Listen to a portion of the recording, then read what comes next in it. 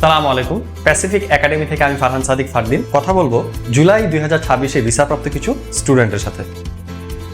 জুলাই 2026-এর আরো একজন শিক্ষার্থী আতাউর ভাইয়ের সাথে কথা বলবো। আতাউর ভাই, আজকে ভিসা পাওয়ার পর আপনার অনুভূতিটা কি আসলে? আজকের ভিসাটা আমার গত 8-9 মাসের অনেক পরিশ্রমের একটা ফল। তো যদি বলা যায় আজকে আমার কেমন লাগতেছে, যে আমি যখন N5 থেকে শুরু করছি ওই দিনটা থেকে আজকের দিনের জন্য অনেক কষ্ট, অনেক কেয়ার পর আজকে ভিসা হাতে পাওয়ার পর অনেক ভালো লাগছে। যাক, আলহামদুলিল্লাহ। আপনার এই সফলতার পিছনে সবচেয়ে বেশি কাকে অবদান দিবেন আসলে? এই সফলতার পিছনে আমি কয়েকজনকেই রাখবো। তার ভিতর আমার ভাষা শিক্ষার জন্য প্যাসিফিক একাডেমি, আমার পরিবার, জাপানে আমার যে বড় ভাই আছে ওনাকে আমি বিশেষভাবে ধন্যবাদ দেবো আজকের এই জন্য, না হইলে হয়তো হইতে নাই দোকান।